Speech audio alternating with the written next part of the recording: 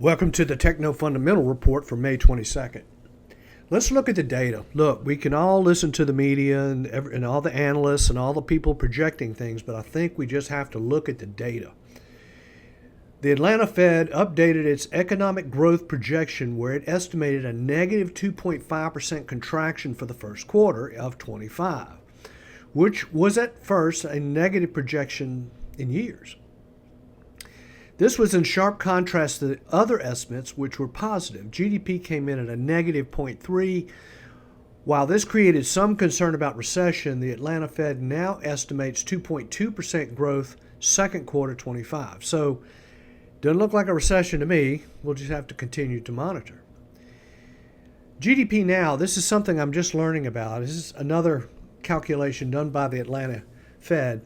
It's a similar model, but they do it instantaneously, almost on a daily basis. And so it's called GDP now. And you can see that, we've gotten somewhat of a little bit of an uptick. So the current data says no recession. Now, China has been attempting to manage deflation, collapsing factory activity and faltering consumer demand. Prices in China have dropped for 31 months in a row. The nation's troubling trajectory resembles that of Japan in the 1990s, which suggests China is looking for a tariff deal sooner than later. So you can see here that the PPI and their CPI, which is their measurements of inflation, have actually gone negative. China needs to do a deal. There's no doubt about it. IPO market is showing signs of life. Now, I want to stop and really emphasize this. When the IPO market is healthy, that means that new companies are getting capitalized. So, I've been trying to really understand new companies in the environment today. Now, I've mentioned this book before, and I really recommend it. It's a great book. It's called Thunderstruck by Eric Larson. It's about Marconi's invention of the wireless telegraph. Now, if you really think about it, it was a real leap of scientific analysis where Marconi figured out that he could send an electric signal or a radio signal into the ether, meaning the atmosphere, and travel thousands of miles to ships out in the ocean. Fascinating story. So I wanted to mention here about IPOs. We have invested in this company. I'm going to tell you, so I have to expose that. A company called CoreWeave. Now they are building data centers for AI. That's their business. Their biggest customer is Microsoft. So you can see here, this company just went public back in April or late March. It went public about $40 a share, and it's already up to $102. My point here is don't ignore the IPO market. There can be some really interesting information that can come out of that experience. So like Marconi, he had to build these Marconi stations where all over the world where they would be able to do the wireless telegraph. Well, I'm kind of thinking that the artificial intelligence AI data centers is kind of the same thing. It's where they're having to build out all these data centers in order to create a whole new technology. Fear, greed, and hope have destroyed more portfolio value than any recession or depression we have ever been through. Let's think about this for a minute. Fear. That's not good because it keeps you from doing anything. Greed. That's not good because you do things you shouldn't be doing. And then hope would be like United Health Group. Look at this stock. It is totally collapsed. So, you have investors that have been in that stock. They were hoping that it was going to work out, but the company is in really difficult straits here. They're actually being investigated for Medicare, Medicaid fraud. So you can hope, but you need to let it go at some point. So let's look at the market. Now, we're looking here at a 25-day moving average, which is the blue, and a 50-day moving average, which is the red.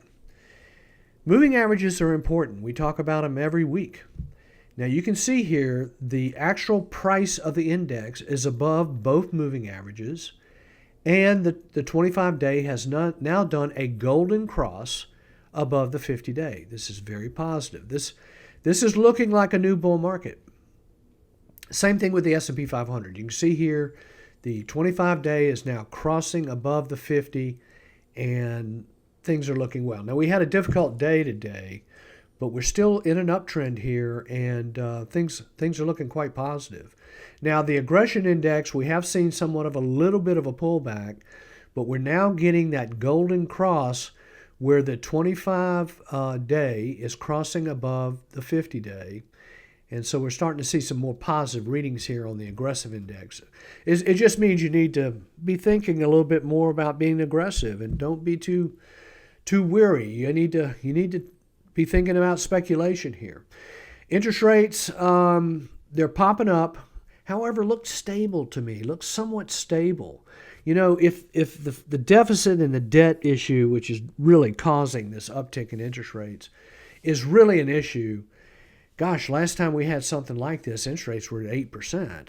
So we can see here that the power index continues to be in positive territory. You know, interest rates have declined over the last 125 days by almost 3%. Okay, the primary trend is now up. We're above the 200-day moving average on the S&P, and we're above the 200-day moving average on the NASDAQ. This is good. We just want to stay there. And now if we break down and come back down here and retest these lows and so forth, well, we're just going to have to change what we're doing. Volatility index continues to look positive. We're under that key 21 level. So volatility has really overall come down. So it looks like to me the market may have put in a bottom here on April the 7th. Price of oil continues in a downtrend. I would basically say I would avoid energy investments right now as far as oil and gas. If the price of oil gets down, to $40 or $30 a barrel, it's going to really be a problem for these U.S. domestic companies. New lows on the New York Stock Exchange, well under control. Now, this simply means that the sellers have pretty much dried up, and it's a good sign.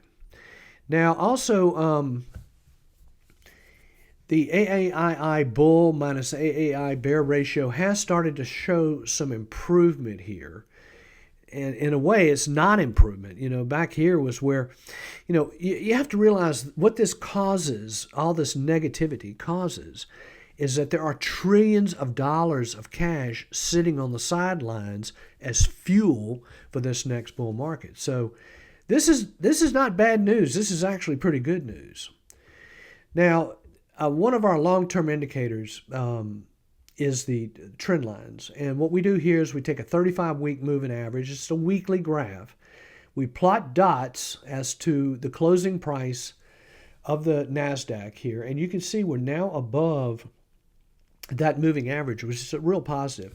Look, on a final note, when I mention an individual stock, the problem with that process is if I decide to sell it, I'm not going to call you up and tell you to sell it. So just be aware of the fact that when you look at a company like this, which we've been talking about, which we own, called CoreWeave, it's been red hot. So there's a lot of risk into this thing, and you're going to have to really be careful. You're going to have to be real serious about IPOs. They can be difficult. So if you have any questions, please let me know. Thank you very much.